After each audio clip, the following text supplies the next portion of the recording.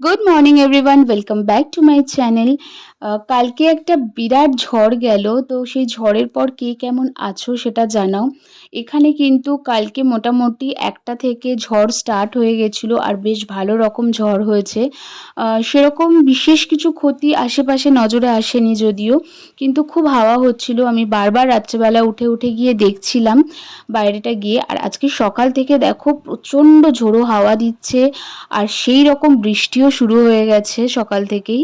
আগের দিন যে গাছেদের তোমরা বাইরে দেখলে তারা এবার সবাই ভেতরে এন্ট্রি নিয়েছে, মানে শেডের নিচে এন্ট্রি নিয়েছে। কারণ এত ভারী বৃষ্টিতে ওদের খুব ক্ষতি হয়ে যাবে, নষ্ট হয়ে যাবে গাছ। সেই জন্য পল্লব সকাল থেকে উঠেই, মানে আগের দিন সকাল থেকে উঠেই সমস্ত গাছগুলোকে ভেতরে দিয়ে দিয়েছিল। আর আজকে তো মারাত্মক রকমের বৃষ্টি হচ্ছে, পল্লব তো বেরোতেই পারেনি অফিসের জন্য। তো একটু পরে হয়তো ও বেরোবে। প্রতি বছরই এই মে মাসের দিকে কিছু না কিছু একটা ঝড় আসে আর সমস্ত কিছু তছনছ করে দিয়ে চলে যায়। যদিও আমাদের এখানে বেশি ক্ষতি হয়নি, কিন্তু সুন্দরবন, দীঘা, পুরী এইসব দিকে তো মারাত্মক রকমের ক্ষতি হয় প্রত্যেক বছরই। আর সেই সব মানুষদের কথা চিন্তা করলে ভীষণ খারাপ লাগে, খুব কষ্ট হয়।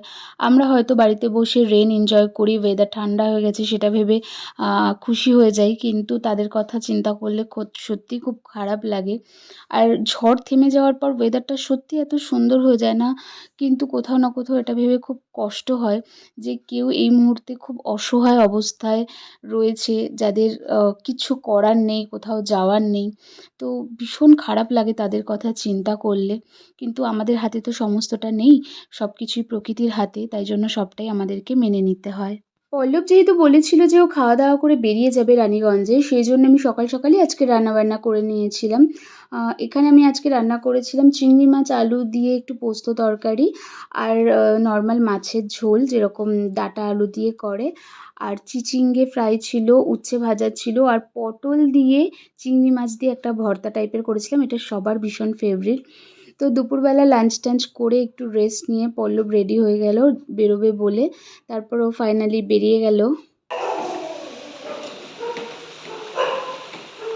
Tata, by.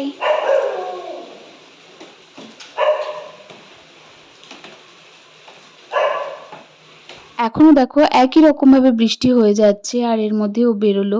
যতক্ষণ না পৌঁছাচ্ছে ততক্ষণ আমি টেনশনে থাকবো। আর মনটাও খুব খারাপ লাগছে। অন্যান্যবার মানডে মর্নিংয়েই বেরিয়ে যায়, কিন্তু আমাদের দুজনেরই মা ছেলের মন খুব খারাপ ছিল। সেই জন্য ছেলে বিকালবেলা বলল যে মা একটু ফুচকা বানাবে বাড়িতে, দই ফুচকা। তো ভাবলাম হ্যাঁ, কেন না, কারণ মনটাও ভালো নেই আর বৃষ্টি বৃষ্টি ওয়েদারও ছিল। তো মন ভালো করার জন্য ফুচকার থেকে আর বেশি বেস্ট আইটেম আর কি হতে পারে। সো ফুচকার সমস্ত প্রিপারেশন আমি নিয়ে নিয়েছি। আলু বয়েল করে বাদাম দিয়ে, দই নিয়েছি, দু রকমের চাটনি ছিল, পেঁয়াজ কুচি আর শসা কুচি, আর এখানে নিয়েছিলাম একটু ভুজিয়া। সমস্ত কিছু আমি রেডি করে রাখলাম। এবার শুধুমাত্র ফুচকাগুলোকে ভাজবো আর তারপরেই রেডি হয়ে যাবে এই ফুচকা। না, অনেক খাটনি আছে। এই যে ফুচকাগুলো, এগুলো কেনা ফুচকা, এগুলো আমার মা দিয়েছে, ওখানে নাকি পাওয়া যায় কিনতে। বেশ ভালোই লাগে, কিন্তু পাঁপড়ের মতো খানিকটা, কিন্তু তাও ভালোই লাগে খেতে। তো কড়াইতে প্রথমে একটু তেল দিয়ে দিলাম, দিয়ে তারপর এবার একে একে ফুচকাগুলো ভাজবো। আর ফুচকা ভাজার ব্যাপারটা কিন্তু আমার বেশ মজার লাগে। ফুচকাগুলো ভাজতে ভাজতে অটোমেটিক্যালি না উল্টে যায়। তোমরা দেখো কীরকম হয়। উল্টে যাচ্ছে। সুন্দর একটা শেপ নিয়েছে, দেখছো ওখানে কত বড় হয়েছে জিনিসটা। আমার ফুচকা খাওয়ার থেকে এই ভাজতে আমার বেশি ভালো লাগে, এগুলো দেখতে আমার খুব ভালো লাগে। কি সুন্দর অটোমেটিক্যালি এগুলো আস্তে আস্তে আস্তে আস্তে নিজে নিজে উল্টে যায়। তো খুব সুন্দর দেখতে লাগে, আমি এই করতে থাকি, দেখতে থাকি। তো যাই হোক, ফুচকাগুলোকে আস্তে আস্তে আমি সব ভেজে নিলাম একে একে।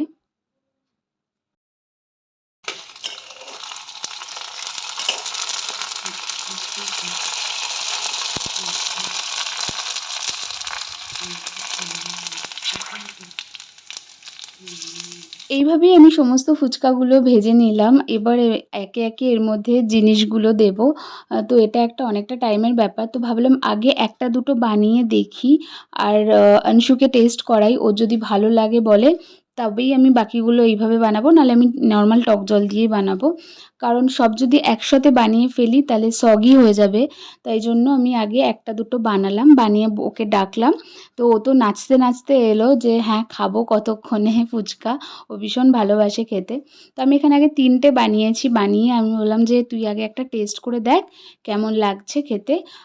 দই ফুচকা, ও দই ফুচকা দোকানের কোনো দিনই খায় না, তো বাড়িতে আজকে ও বললো বলেই আমি বানালাম। তো আমি ভাবলাম যে ঠিক আছে, ও যখন খেতে চাইছে বানাই, কিন্তু জানি না ওর ভালো লাগবে কিনা। আর ফুচকাগুলো এত গোল গোল হয়েছে যে ওর মধ্যে দই দেওয়ার আগে সব উল্টে উল্টে পড়ে যাচ্ছে। তো যাই হোক, তারপরে আমি ওকে ডাকলাম, ও এলো, এসে ও করলো প্রথম ফুচকার টেস্ট। আর তোমরা ওর রিয়াকশানটা দেখতে থাকো। ভালো। অংশুর কাছ থেকে কনফার্মেশন নেওয়ার পর আমি সমস্ত ফুচকাগুলোকে দই ফুচকাতে কনভার্ট করে নিলাম। এবার এগুলোকে তাড়াতাড়ি করে খেয়ে ফেলতে হবে, নাহলে এগুলো সগি হয়ে যাবে। তো এখানে আমরা বসে পড়েছি মা ছেলে ফুচকা নিয়ে। মিস করছিলাম আমি আমার হাজব্যান্ডকে, ছেলে তার বাবাকে। তো যাই হোক, আজকে সারাটা দিন এইভাবেই কাটলো, আর এটাই ছিল আমার একটা ছোট মিনি ব্লগ। তোমরা সবাই খুব ভালো থেকো, সুস্থ থেকো, আর দেখা হবে খুব শিগগিরই একটা নতুন ব্লগে। Stay tune, by.